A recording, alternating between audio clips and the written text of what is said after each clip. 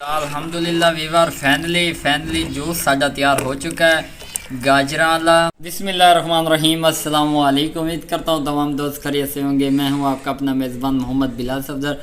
अल्लाह के फजल करम और शुक्र दे नाल उम्मीद करना तुम ठीक हो। अज मैं अपनी खूबसूरत यूट्यूब फैमिली के लिए बहुत ही खूबसूरत जूस तैयार कर रहे हैं।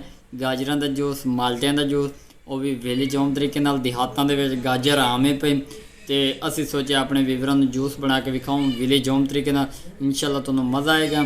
तो बिना टाइम वेस्ट किए हम लोग चलते हैं वीडियो की तरफ और स्टेप बाय स्टेप आप लोगों को गाइड करते हैं जूस किस तरह बनता है और इतना प्यारा टेस्ट कैसे आता है। अल्हम्दुलिल्लाह वीवर, जिमें कि तुम्हें पता है एक जूसर मशीन है साढ़े को अवेलेबल है। इस जूस वाली मशीन के जरिए असी जूस कढ़ांगे, बिल्कुल सिंपल और आसान तरीके तैयार करेंगे। उस तो बाद थले गाजर इन पई जूस वाली गाजर असी इस्तेमाल कर रहे हैं। 5 तो 10 किलो गाजर इन इस्तेमाल हो रही। उस तो बाद 2 तो 3 किलो माल्टा इन इस्तेमाल हो रहे हैं और स्टेप बाय स्टेप तुहानू गाइड कर रहे हैं। बिस्मिल्लाहिर्रहमानिर्रहीम, असी एक काम शुरू करते पे हैं और तुहानू नाल गाइड करेंगे कि ये जूस का टेस्ट किस तरह बनता है और इहदे की तरीकाकार है पिया। अक्सर लोगों को दिक्कत होती, पूरी गाजर पैंदे मशीनां खराब हो जाती, तो भाई परेशान होने की लोड़ कोई नहीं। तुहानू इंशाल्लाह गाइड करांगे। ये चेक कर लो, असी इस तरह कर रहे हैं पे गाजर के जोड़े टोटे ना इस तरह करांगे, इंशाल्लाह तुहानू मज़ा आएगा। और उस तो बाद साड़ी खूबसूरत जी बिल्ली वो भी थाई वादी जिस स्टफ कर रही है। ये चेक कर लो, प्यारी जी क्यूट सी बिल्ली है पे, ये भी तुहानू नाल विखा रहे हैं पे। असी गाजर की कटाई वाला सिलसिला शुरू करते पे। अल्हम्दुलिल्लाह वीवर, एक चीज़ तुहानू होर ही दस दूँ गल्लां दे विच गाजर के इतने फायदे ने। कुछ देहाती लोग वेख रहे हैं, कुछ शहरी वेख रहे हैं, कोई बहर का उसे एनीवेज जो भी है पिया जितों जो बंदा वेख रहा उन्होंने गाजर के फायदे का तो नहीं पता, देहातियों तो पता है गाजर के की फायदे ने। भाई खून बनाने वाली मशीन है इं समझो, और मैदा जिगर के जितने भी मसले मसाइल ने उन्होंने सारे तो वो परेशानी का इलाज यो गाजर का जूस है पिया। और उस तो बाद माल्टे जोड़े जिगर कण बहुत ज़्यादा मुफीद हैं पे। ये मैं नाल कटिंग भी कर रहे हैं और तुहानू गाइड भी करेंदा पिया। ये वीवर तुहानू एक होर चीज़ भी मैं दस देवां, जेड़े शहरी हैं बर्गर खावन वाले, शवारमे पीजे खावन वाले, उन्होंने गाजर के जूस की अहमियत का पता कोई नहीं। तो भाई परेशान होने की लोड़ कोई नहीं। ये तुसी जूस बनाओ, आप भी पियो, अपने बच्चों भी बना के पियो। सर्दी के ये अखीरला एक महीना होता है पे, ये जितना जूस का इस्तेमाल किया जाए उन्ना थोड़ा है पे। और सर्दियाँ गई तो तुम्हें पता गाजर गई तो ये बच्चों के जिगर गर्मी होती है, मसाने गर्मी होती, तो भाई उनका बेहतरीन हल ये पे। विद फैमिली ये जूस इस्तेमाल करो, इंशाल्लाह एक 10 दिन तुम पियो तो रिजल्ट इनके मिलना शुरू हो जाते। बाकी इन गाजर ना मैं अच्छी तरह इस तरह कटिंग वगैरह कर लेना। जी वड्डी गाजर उसी उन्होंने दरम्यान चो कटिंग करना है पे और असी ये करके तो वत अपने वीवरों को मजीद इनकी लुक विखाने पे। अल्हम्दुलिल्लाह वीवर, गाजर जड़ियाँ ना वो सारिया मैं छिल छोड़ियाँ पईयां। उस तो बाद मैं क्या जल्दी माल्टियां की कटिंग भी कर लूँ, क्योंकि चटपटा खट्टा मिठा टेस्ट सानू लाजमी ये चाहिए। ये चेक कर लो, इन्हों की कटिंग असी करनी शुरू कर दी है।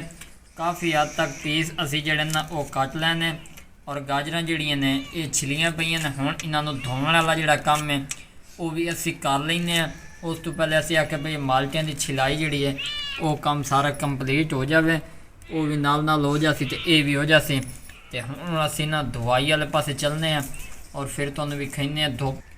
तुहानू पता धुप दूते जूस पीने का अपना ही मज़ा है पे, तो मैं जल्दी कर लेना तो वध तुहानू भी खाना।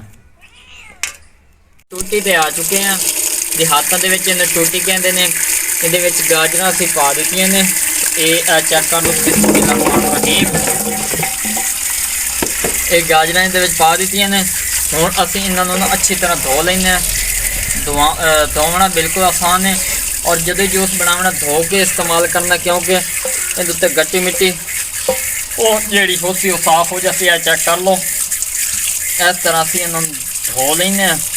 धोने तो बाद जो मशीन जासन जूस फ्रैश आएगा और दिल करेगा बंदा एक की जगह पर 2 डब्बे पी जाए। ये चेक कर लो, ये मैं कर लेंगे तो वह तुहानू भी खाना। चेक कर लो, गाजर जड़ियाँ ना अच्छी तरह धोई गई ने। ये चेक कर लो, बिस्मिल्लाहिर्रहमानिर्रहीम। अल्हम्दुलिल्लाह जी, ये असा अच्छी तरह धो लियां तो ਤੇ ਹੁਣ ਅਸੀਂ ਚੱਲਨੇ ਮਸ਼ੀਨ ਵਾਲੇ ਪਾਸੇ ਤੇ ਵੱਧ ਤੁਹਾਨੂੰ ਵਿਖਾਈਨੇ ਆ। ਅਲਹਮਦੁਲਿਲਾ ਜੀ ਅਸੀਂ ਚਲਾਉਂਦੇ ਪਏ ਬਿਸਮਿਲ੍ਲਾ ਰਹਿਮਾਨ ਰਹੀਮ।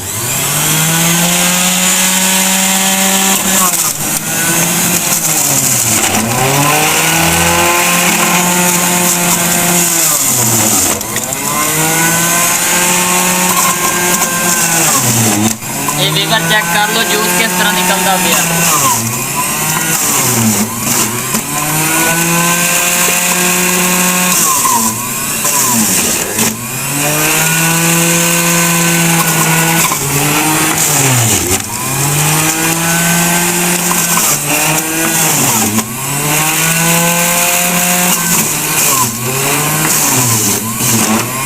ਜੇਕਰ ਹੁਣ ਮਾਲਕੇ ਉੱਪਰ ਪੈਂਦੇ ਪਏ ਇਹ ਆ ਚੈੱਕ ਕਰ ਲਓ। ਇਹਦੇ ਅਸੀਂ ਨਾ ਅੱਛੀ ਤਰ੍ਹਾਂ ਤਿਆਰ ਕਰ ਲਓ ਨਾ ਜੂਸ ਵੱਧ ਤੋਂ ਅਸੀਂ ਇਹਦੇ ਲੋਕੋ ਵਿਖਾਈਦੇ ਆ। ਇਹ ਚੈੱਕ ਕਰ ਲਓ ਮਸ਼ੀਨ ਵਾਲਾ ਕੰਮ ਹੈ ਤੁਹਾਨੂੰ ਪਤਾ ਇਸ ਤੇ ਥੋੜਾ ਟਾਈਮ ਲੱਗ ਰਿਹਾ ਸੀ। ਇਹ ਜਲਦੀ ਜਲਦੀ ਕਰ ਲੈਨੇ ਆ ਤੇ ਵੱਧ ਤੁਹਾਨੂੰ ਵਿਖਾਈਦੇ ਆ।